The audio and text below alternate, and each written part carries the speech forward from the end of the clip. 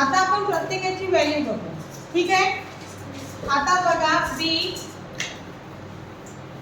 बी D G आणि I. सांग मग बी ची व्हॅल्यू काय आहे? 2 आणि डी ची 4 जी ची 7 त्याच्यानंतर आय ची 9 मग आता याच्यात किती केलेले आहे? किती प्लस केले?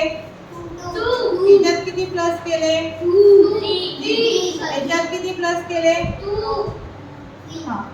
मग आता त्याच्यानंतर याच्यात आपल्याला असं केलेलं आहे. नंतर व्ही टी क्यू आणि ओ. व्ही ची व्हॅल्यू काय आहे? व्ही 22 हा. त्याच्यानंतर टी ची, 90 क्यू ची, 70 ओ ची. 50 मग आता यामध्ये किती आहे? काय ऍड केलाय?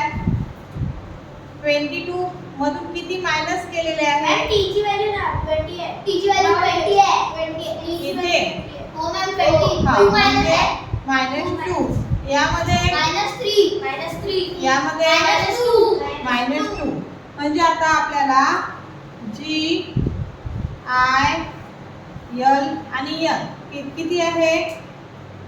जी ची व्हॅल्यू 7 त्याच्यानंतर याची आय ची, 9 नंतर एल ची, 12 यांची 40 40.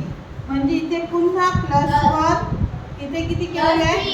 +3 आणि +2. म्हणजे इथे आता आपल्याला -2 -3 -2 यूज करायचा आहे. आता याची व्हॅल्यू काय आहे रे? याची व्हॅल्यू काय आहे? 19. क्यू ची व्हॅल्यू काय आहे? हा, म्हणजे 19 मधून -2 केले तर 70 येतात. नंतर यांची 14 होते का मग? हा. त्याच्यानंतर के ची, मग आन्सर कोणता येणार? काय झालं?